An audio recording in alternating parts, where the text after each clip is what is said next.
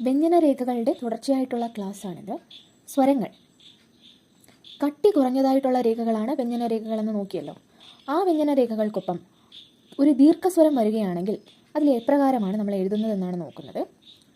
ദീർഘസ്വരങ്ങൾക്ക് സ്ഥൂലബിന്ദു എന്ന് പറയുന്നത് ഹെവി ഡോട്ടാണ്. അപ്പോൾ ദീർഘസ്വരം എന്ന് പറയുന്നത് എന്താണ്? ആ, ഈ, അങ്ങനെ നീട്ടിയുള്ള ശബ്ദങ്ങളാണ് ദീർഘസ്വരം. അപ്പോൾ ഇന്ന് നമ്മൾ ആ എന്ന ശബ്ദമാണ് നോക്കുന്നത്. ഈ ആ എന്ന ശബ്ദത്തിന് പകരം നമ്മളൊരു ഹെവി ഡോട്ട് അല്ലെങ്കിൽ സ്ഥൂലബിന്ദുവാണ് ഉപയോഗിക്കുന്നത്. ഈ സ്ഥൂലബിന്ദു കട്ടി കുറഞ്ഞ വ്യഞ്ജനരേഖകളിൽ എങ്ങനെയാണ് എഴുതുന്നത് എന്നുള്ള റൂൾസാണ് പറയുന്നത്. ദീർഘസ്വരങ്ങൾക്ക് സ്ഥൂലബിന്ദു അഥവാ ഹെവി ഡോട്ട് ഉപയോഗിക്കണം. ഉദാഹരണം, പാ എന്ന് മാത്രമുള്ള കട്ടി കുറഞ്ഞ രേഖ എഴുതുമ്പോൾ നമുക്ക് ഒരു ദീർഘസ്വരങ്ങളുടെ ആവശ്യമില്ല. എന്നാൽ പാ എന്ന ദീർഘസ്വരം വരുമ്പോൾ സ്ഥൂലബിന്ദുവായിട്ടുള്ള ഹെവി ഡോട്ട് നമ്മുടെ പാ എന്ന് പറയുന്ന രേഖയുടെ ഒന്നാം സ്ഥാനത്താണ് ഉപയോഗിക്കേണ്ടത്. നമ്മുടെ രേഖകൾക്ക് എപ്പോഴും 3 സ്ഥാനങ്ങളാണുള്ളത്. ഏതൊരു രേഖയ്ക്കും ഇപ്പോൾ നമ്മുടെ വ്യഞ്ജന രേഖകൾ വെച്ച് പറയുകയാണെങ്കിൽ 3 സ്ഥാനങ്ങളാണുള്ളത്. ഒന്നാം സ്ഥാനം, രണ്ടാം സ്ഥാനം, മൂന്നാം സ്ഥാനം. ഇപ്പോൾ ഞാൻ പാ എന്ന് പറയുന്ന ഒരു രേഖയാണ് ഇവിടെ എഴുതിയിരിക്കുന്നത്. ഈ 3 സ്ഥാനങ്ങളും വലതുവശത്തായി എഴുതിയിരിക്കുന്നു. ഇതിൽ രേഖയുടെ ഒന്നാം സ്ഥാനത്ത് വരുന്ന ബിന്ദുവോ എന്തെങ്കിലും ശബ്ദമാണ് എഴുതുന്നതെങ്കിൽ എപ്പോഴും ആ ഒരു രേഖ നമ്മുടെ എഴുതുന്ന വരയുടെ മുകളിലായി തന്നെ എഴുതണം. ഒന്നും കൂടെ പറയാം, നമുക്ക് ഒരു രേഖയ്ക്ക് 3 സ്ഥാനങ്ങളാണുള്ളത്. ഒന്നാം സ്ഥാനം മുകളിലും, രണ്ടാം സ്ഥാനം നടുക്ക്, മൂന്നാം സ്ഥാനം ഏറ്റവും താഴെയായും കാണപ്പെടുന്നു. അപ്പോൾ പാ എന്ന ശബ്ദം വെച്ച് നോക്കുകയാണെങ്കിൽ നമ്മുടെ ഒന്നാം സ്ഥാനം മുകളിലായാണ് എഴുതിയിരിക്കുന്നത്. പാ എന്നത് ഡൗൺവേർഡ് സ്ട്രോക്കാണ്, അല്ലെങ്കിൽ താഴേക്ക് എഴുതുന്ന ഒരു രേഖയാണ്. അതിൻ്റെ ഒന്നാം സ്ഥാനത്ത് അല്ലെങ്കിൽ ഫസ്റ്റ് പൊസിഷനിൽ നമുക്ക് ദീർഘസ്വരം ചേർക്കണം. ദീർഘസ്വരം നമ്മൾ പറഞ്ഞു സ്ഥൂലബിന്ദുവായിട്ടുള്ള ഹെവി ഡോട്ടായിട്ടാണ് നമ്മൾ ആ എന്നതിന് പകരം നമ്മൾ ഹെവി ഡോട്ടാണ് ഉപയോഗിക്കുന്നതെന്ന് പറഞ്ഞു. ഈ ഹെവി ഡോട്ട് പായ്ക്ക് എങ്ങനെ കൊടുക്കാം? ഈ പാ എന്നുള്ള ചിഹ്നത്തിന് എവിടെയാണ് കൊടുക്കേണ്ടത്?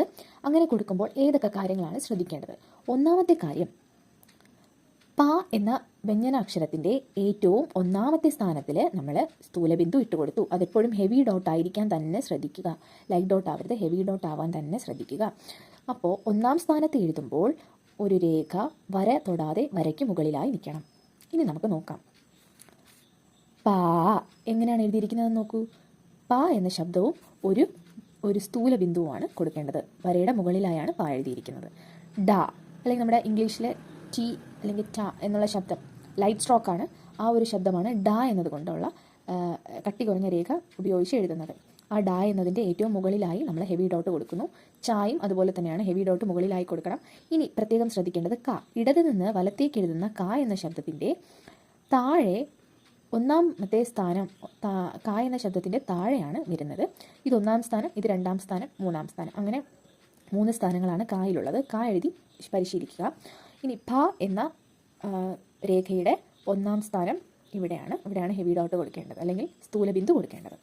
ത വര തൊടാതെ മുകളിലാണ് എഴുതിയിരിക്കുന്നത്. ഈ രേഖയ്ക്കും ഒന്നാം സ്ഥാനം ഇവിടെയാണ് താ.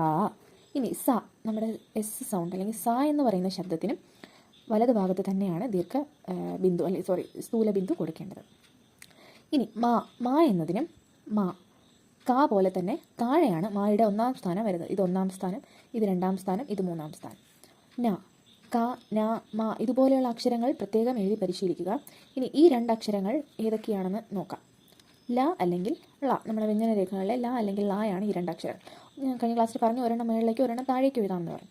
ഈ മേളിലേക്ക് എഴുതുന്നതിൻ്റെ ഒന്നാമത്തെ പൊസിഷൻ എവിടെയായിരിക്കും? താഴെയായിരിക്കും. ഇവിടെ നിന്നല്ലേ നമ്മൾ എഴുതി തുടങ്ങുന്നത്. താഴേന്ന് മുകളിലോട്ട് എഴുതുന്നതിൻ്റെ ഒന്നാം സ്ഥാനം താഴെ തന്നെ ആയിരിക്കും. ഇപ്പോൾ ഹെവി ഡോട്ട് താഴെയാണ് കൊടുക്കേണ്ടത്.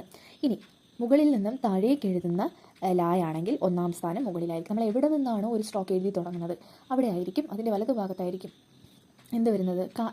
ഇടതുനിന്ന് വലതേക്ക് എഴുതുന്ന ഇതുപോലെയുള്ള സ്ട്രോക്കുകളാണെങ്കിൽ താഴെയും, ഇനി ചെരിഞ്ഞ അല്ലെങ്കിൽ നമ്മൾ ലൈനായിട്ട് എഴുതുന്ന സ്ട്രോക്കുകളും അതുപോലെ ല അതുപോലെയുള്ള സ്ട്രോക്കുകളിൽ നമ്മൾ വലതുവശത്തായിരിക്കും എഴുതേണ്ടത്. അത് ശ്രദ്ധിക്കുക. അതുപോലെ ര അല്ലെങ്കിൽ റ എന്നിവയ്ക്ക് 2 രീതിയിലാണ് നമ്മൾ എഴുതുന്നത്. താഴേക്കൊരു സ്ട്രോക്ക് അല്ലെങ്കിൽ താഴേക്കൊരു രേഖ അല്ലെങ്കിൽ മേളിലേക്ക് ഒരു രേഖ, 2 രീതിയിലാണ് നമ്മൾ ര അല്ലെങ്കിൽ റ എഴുതുന്നത്. ഇനി താഴേക്ക് എഴുതുന്ന രായാണെങ്കിൽ നമുക്ക് ഇവിടെ ആയിരിക്കും ഹെവി ഡോട്ട് കൊടുക്കേണ്ടത്. ഇനി റ ആണെങ്കിലോ നമ്മൾ എവിടെ നിന്നാണ് എഴുതി തുടങ്ങുന്നത്? താഴെ നിന്ന് മേളിലേക്കല്ലേ. അപ്പോൾ നമ്മുടെ ഡോട്ട് വരുന്നത് ഇവിടെ ആയിരിക്കും ഹെവി ഡോട്ട് കൊടുക്കേണ്ടത്. വായും അതുപോലെ തന്നെയാണ്. യാ എഴുതുന്നു. ഒരു ദീർഘസ്വരത്തിന് പകരം ഒരു സ്ഥൂലബിന്ദു നമ്മൾ എഴുതി തുടങ്ങുന്ന വശത്ത് തന്നെ ഇട്ട് കൊടുക്കുന്നു.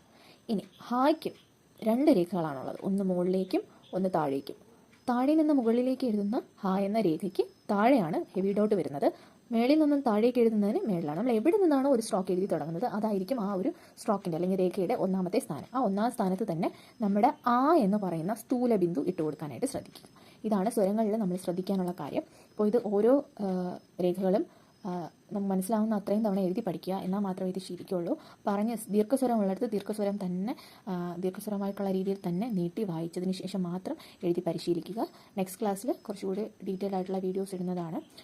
ഈ ഒരു ഷോർട്ട് വീഡിയോസ് കഴിഞ്ഞതിന് ശേഷം എല്ലാം കൂടെ ഒറ്റ വീഡിയോ ആയിട്ട് കുറച്ചുകൂടി എളുപ്പത്തിൽ മനസ്സിലാവുന്ന രീതിയിൽ ഇടുന്നതാണ്. ഇപ്പോൾ ബിഗിനേഴ്സിന് വേണ്ടിയിട്ടാണ് ഈ ഒരു രീതിയിൽ ക്ലാസ്സുകൾ ഇടുന്നത്. Okay, thank you.